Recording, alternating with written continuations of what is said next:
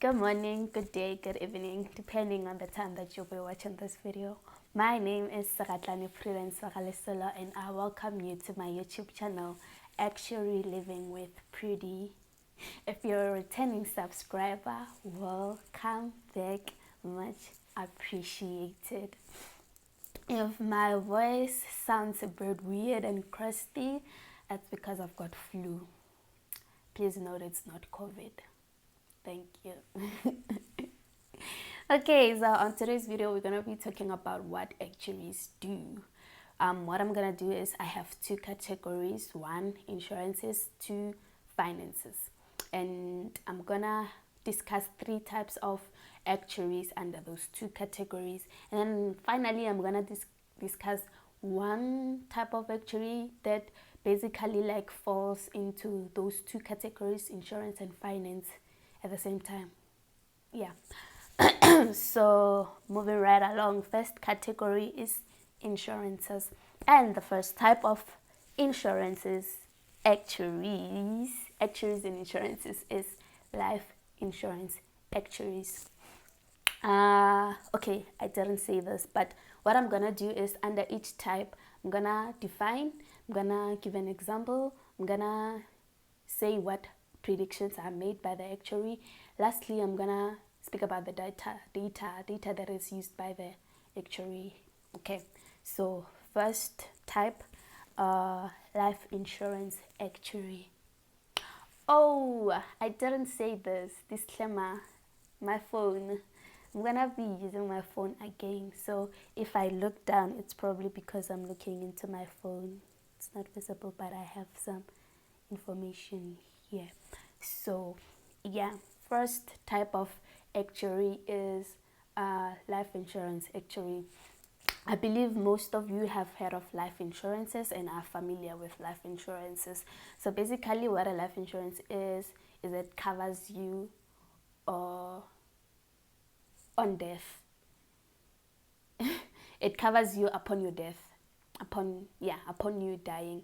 So basically you go out to the insurance company, you ask them that, okay, I'm looking for a life insurance company, and then they're gonna do whatever they do, and then they give you the life insurance company your life insurance policy.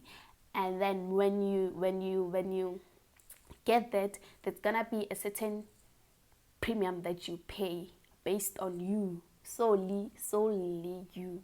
So you're gonna be paying premiums according to however regularly the company wants you to pay. It could be monthly, it could be biannually, it could be, I don't know, however the company wants you to pay it.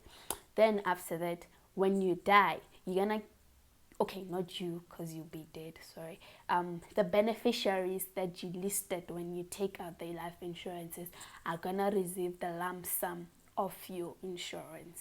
Okay, I hope that makes sense. So an example of this basically is life policy, clientele life policy. Yeah. What predictions are made? This reminds me of my previous video, by the way. Okay, what predictions are made? The prediction that is made is when someone is going to die. So it's just a prediction, it's not an actual thing, okay? Please check out my previous video. So what life insurance actuaries do is they estimate when you're going to die. By doing so, they want to check how much premium you have to pay, because check this out, the longer you live,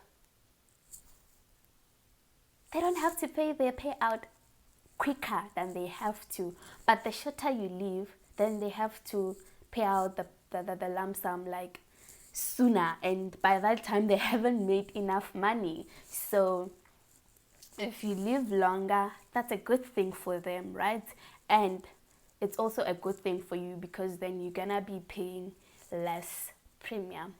But then if they predict that you're gonna live shorter, then that's a bad thing for them. So this is also bad for you, because you're gonna have to pay a higher premium. Yeah, those are the predictions that are made. So the data that they use mortality rate and they use lapse rate. What a mortality rate is the rate at which somebody is going to die. I hope it makes sense.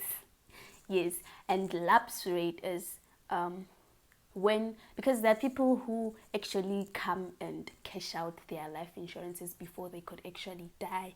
So the insurance company need to also consider that, put that into consideration, and think, oh, okay, so 1, 2, 3 people can come and cash out their insurance policies. Why do I keep on saying insurance companies? Insurance policies before they die. So they also take into consideration the lapse rate, meaning the number of people in a certain period that came to cash out their insurance policies before they could die. Okay, I hope this makes sense. So moving on to number 2, we have health insurances. Health insurances are a bit diverse because they deal with disabilities, they deal with your normal health. Sorry, 1 minute, just answering a call.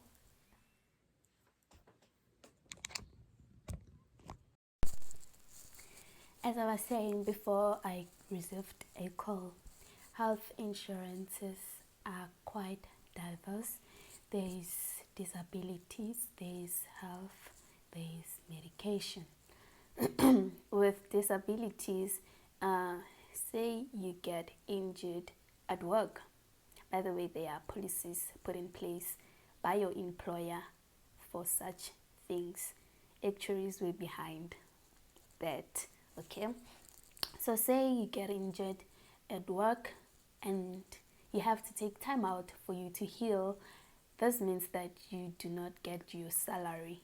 So the company that you work for is gonna put in a claim into the insurance company that they work with. And then what the insurance company is gonna do is it's gonna give you a subsidy.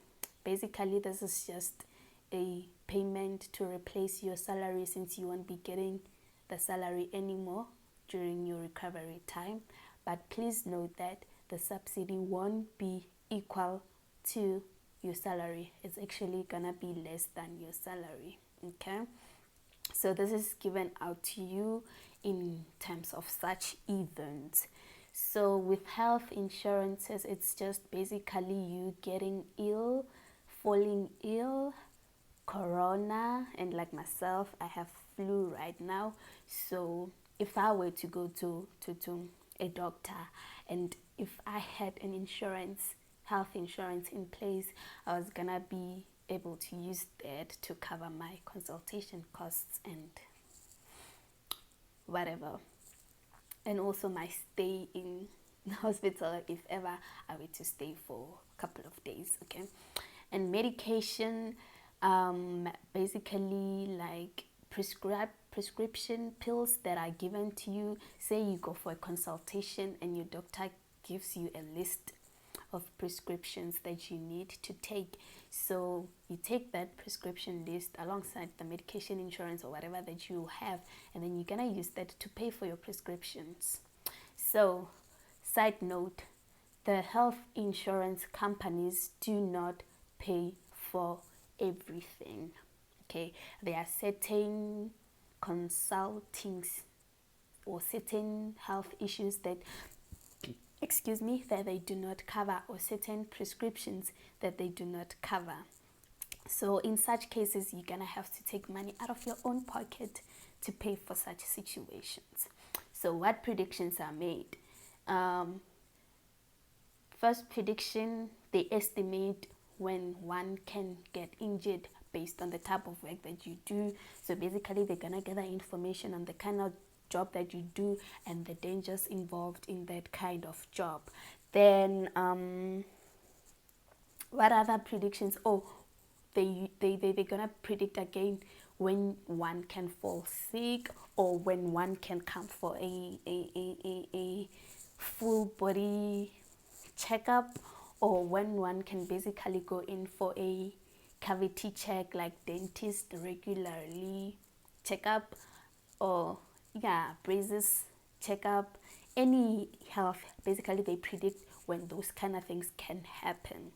Okay, the data they use the data that they have on their systems already, based on the history on their systems. By there, I'm referring to the insurance companies, by the way. So they use the data that they already have, and they use that to estimate alongside your underlying health issues and alongside the history of you and visiting doctors and whatever, basically health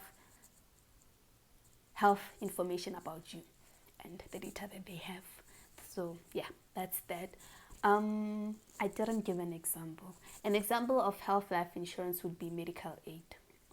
So yeah, our third one will have to be general insurance. So general insurance is basically your car insurances, your property insurances, like cell phone insurances, house insurances. So say you are in an accident and you were the one at fault, your insurance company is gonna have to pay for health bills, for whatever bills the person, the victim, not the victim, the person in question will need. They're gonna pay the costs for the next person that you had an accident with in cases that you are at fault. Okay, so an example of this is insurance. Is insurance, car insurances. So what predictions made, as you know, males and females do not pay the same amount. Younger people and older people do not pay the same amount. This is because actuaries make predictions based on variety of categories. I mentioned two now, gender and age. So they make predictions based on that. Or okay, so this person can get into an accident after this much long or this much times. Okay, and then with property insurances, they basically look into things like unexpected natural disasters like fire, theft, in case someone comes into your house and steals your valuables. So if you have a property insurance, they can cover for those stolen things. So basically, insurance companies, under general things, they cover for theft, accidents, and yeah. I wanted to add something with property insurances, theft cases. Say you live in a in an environment with a high risk, with a high crime rate. So that's gonna cost you a lot, because then you are in a high crime rate place, and if you live in a place with a low crime rate, then you're gonna pay less because chances of crime happening are low. So this only doesn't apply for property insurances, but also applies with car insurances in terms of your car getting stolen at home. So yeah. So what, oh yeah, I was speaking about predictions. What data is used? So your driving skills, the data that they have on their system, they use, like I said, age, gender, those kind of things. Then they use the data. Okay, this much of females came and claim, this much of males got into an accident in 2 months. That's the kind of data they use. So yeah, that's that about that. Now we're moving on to our next category, which is finances.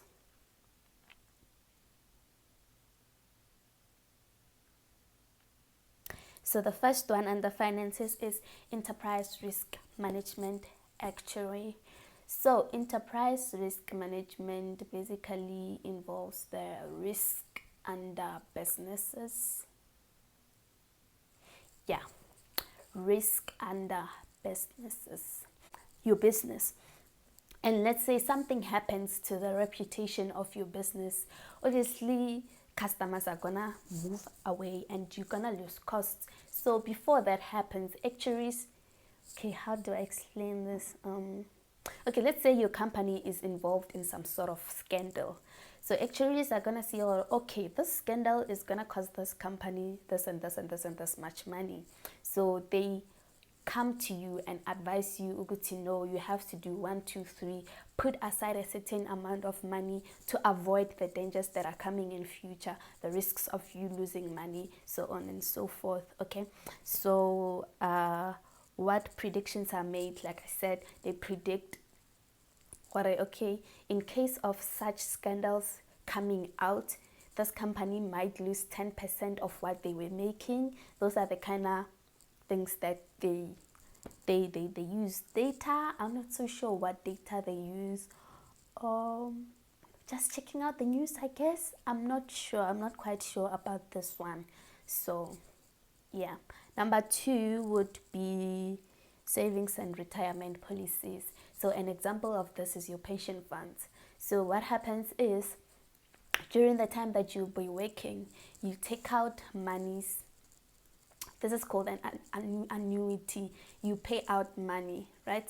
Every single monthly or whatever, you pay out money, you put it aside, you put it aside, you put it aside.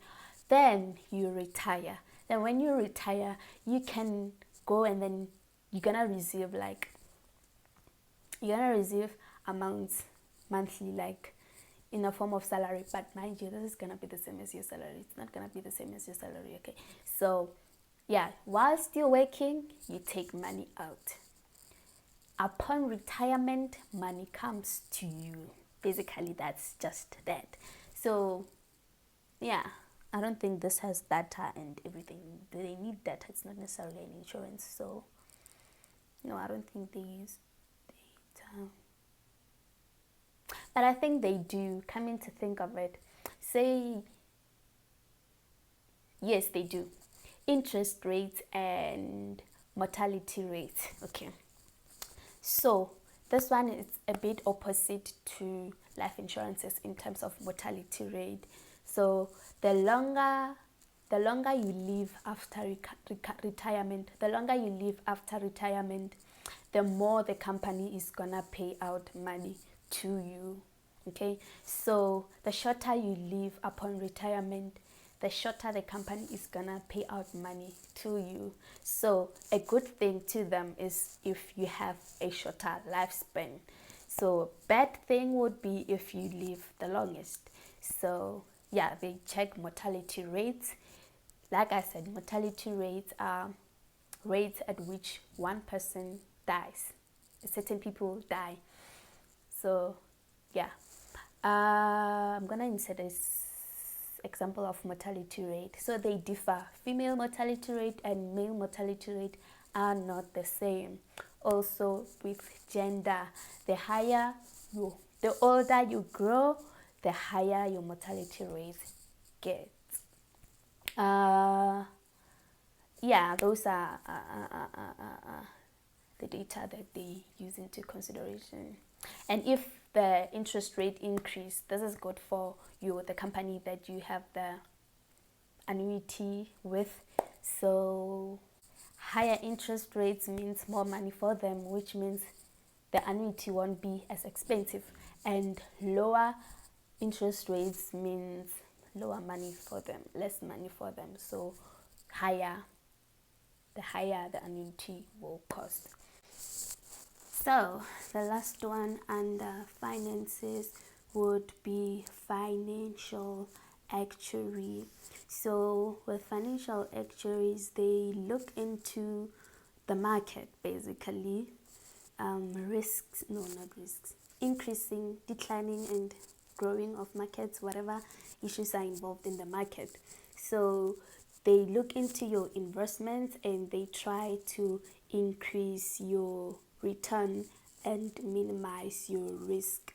This can be done through diversification. So yeah, but this kind of job that is done by financial actuaries can be done by pretty much anybody with financial knowledge, if I may put it that way. Yes. So yeah, I think that's that about financial actuaries and about the finance category. So moving to our last type of actuaries, these are called consultant actuaries. So the reason why I said these people look into or fall under both categories at once is because consultant actuaries actually like deal with their clients one-on-one. They advise you on which insurances are best for you to take. They advise you on which insurances your investments investments are best for you to invest in. They advise you on the risks. They advise you on everything. So predictions that they make is, okay, such an investment can lose, can, yeah, not gain interest but rather have a reduction in interest rate. So basically you're gonna lose money, so investment doesn't do well and chances of it not doing well and such things. So they also advise you on the risk. They made predictions on risks involved in taking this insurance policy or in investing in this and this and this and that.